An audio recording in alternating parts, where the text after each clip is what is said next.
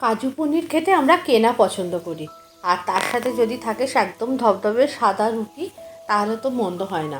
সব সময় কি আর লুচি পরোটা তারপরে পোলাও খেতে ভালো লাগে বলুন? মাঝে মাঝে তো মনে হয় যে একটুখানি হাতে গড়া কয়েকটা গরম রুটি খাই। আজকের রেসিপি কাজু পনির, আর তার সাথে একদম গরম গরম ধবধবে সাদা রুটি। তাহলে চলুন আজকে আমরা রেসিপিটা স্টার্ট করি। কাজু পনির বানানোর জন্য এখানে আমি একটা চপারের মধ্যে 4-5টা কাঁচা লঙ্কা আর মিডিয়াম সাইজে 3টে পেঁয়াজ নিয়ে নিয়েছি। এগুলোকে কিন্তু আমি খুব ভালো করে চপ করে নেব। ভালো করে চপ করে নেওয়ার পর এবার একটা মিক্সিং জার নিয়ে নিয়েছি, তার মধ্যে নিয়ে নিয়েছি প্রায় 8-10 কোয়া কাজু, আর তারপরে নিয়ে নিয়েছি কিন্তু 1 মুঠো পরিমাণ চীনাবাদাম, আর তার সাথে দিয়ে দিয়েছি একটু সাদা তিল। পুরোটা কাজু বাদাম দিয়ে করিনি, কিছুটা সাদা তিল এবং বাদাম মিশিয়েছি। পেস্টটা করা হয়ে গেছে। ওই একই জারের মধ্যে আমি 2টো মিডিয়াম সাইজের টমেটো দিয়ে একেবারে মিহি পেস্ট করে রেখেছি। এদিকে গ্যাসের ওপর একটা কড়া বসিয়ে দিয়েছি, কড়ার মধ্যে দিয়ে দিয়েছি বেশ কিছুটা পরিমাণ সাদা তেল। তেলটা ভালো করে গরম হয়ে গেলে আমি এখানে টুকরো করে কেটে রাখা পনিরটা দিয়ে দিয়েছি। পনিরটাকে একটুখানি নুন দিয়ে ভালো করে ভেজে নিয়েছি, আর একই সাথে দিয়ে দিয়েছি কয়েকটা কাজুর টুকরো দিয়ে একসাথে ভালো করে ভেজে নিয়েছি। নেওয়ার পর পনির এবং কাজু বাদামটা এক জায়গায় তুলে নিয়েছি আর আলাদা একটা পাত্রে। আর তারপরে ওই তেলের মধ্যে দিয়ে দিয়েছি কুচিয়ে রাখা পেঁয়াজটা দিয়ে বেশ গোল্ডেন ব্রাউন করে ভেজে নিতে হবে। আর তারপরে দিয়ে দিয়েছে কিন্তু সেই বাদামের পেস্টটা। মিহি করে পেস্টটা করবেন, তাহলে কিন্তু এই পেস্ট যত ভালো হবে তত কিন্তু খেতে ভালো হবে এই রান্নাটা।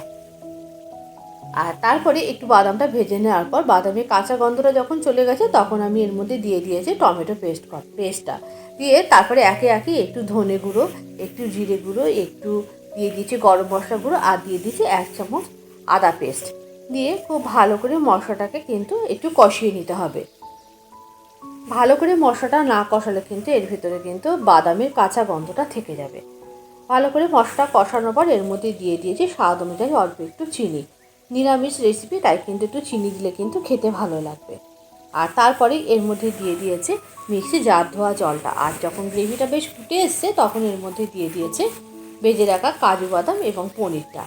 এরপরে বেশ ভালো করে একটু ফুটিয়ে নিতে হবে এবং বেশ ঘন হয়ে আসলে এর মধ্যে একটু কসুরি মেথি ছড়িয়ে দিয়েছি। আর একদম রেডি হয়ে গেছে দেখুন। এরপরে আমি এটা একটা সার্ভিং বোলের মধ্যে কিন্তু সার্ভ করে নিয়েছি। ভিডিও খুব বেশি লেন্থি করছি না, একই ভিডিওতে যেহেতু 2টো রেসিপি দেখাচ্ছি, সেই জন্য পনির টুকরো করে কাটাটা কিন্তু আমি আর দেখাইনি, কিছু কিছু ভিডিও কিন্তু বাদ দিতে হয়েছে। এরপরে আমি একটা পাত্র নিয়ে নিয়েছি, তার মধ্যে কিন্তু আমি হাফ আটা এবং হাফ ময়দা দিয়ে কিন্তু রুটিটা করেছি। আপনারা চাইলে ধবধবে সাদা রুটি খেতে গেলে কিন্তু অ্যাকচুয়ালি পুরোটা ময়দা দিয়ে করলেই ভালো হয়। তো আমি এখানে আটা ময়দা দিয়ে মিশিয়ে নিয়েছি। মেশানোর পর এর মধ্যে অল্প অল্প করে জল দিয়ে আমি রুটি তৈরি করার জন্য একটা ডো তৈরি করে নিয়েছি। 10 মিনিট মতো রেস্টে রেখে দিয়েছি। তারপরে এর থেকে খুব ছোট্ট ছোট্ট লেচি কেটে নিয়েছি। রুটি করা তো আপনাদের নতুন করে কিছু শেখাতে হবে না, কিন্তু তবুও যেহেতু ভিডিওর মধ্যে আমি বলেছি আজকে সাদা রুটি করবো, তাই জন্য কিন্তু একেবারে রুটি করাটাও আপনাদের দেখিয়ে দিচ্ছি। খুব ছোট ছোট করে লেচি করে নিতে হবে। ছোটো রুটি হলে কিন্তু 2টো জায়গায় 4টে খেলেও কিন্তু অসুবিধা হয় না, আর দেখতেও ভালো লাগে। রুটিগুলোকে বেলে নেব। বেলে নেওয়ার পর একেবারে কিন্তু রুটিগুলোকে গরম গরম ছেঁকে নেব। আমরা তো ছোটো থেকে শুনেই আসছি যে রুটি যদি ভালো হয় এবং নরম নরম হয়, তাহলে কিন্তু সেই রুটি দিয়ে একটু গুড় দিয়ে বা চিনি দিয়েও কিন্তু খেয়ে নেওয়া যায়। কথাটা কিন্তু একদমই ঠিক। এরপরে আমি গ্যাসের উপর একটা তাওয়া বসিয়ে দিয়েছি। তাওয়ার উপরে আমি প্রথমেই রুটিগুলোকে আগে একটুখানি ভালো করে ভেজে নেব। ভেজে নেওয়ার পর তারপরে রুটিগুলোকে আমি একে একে সেঁকে নেব।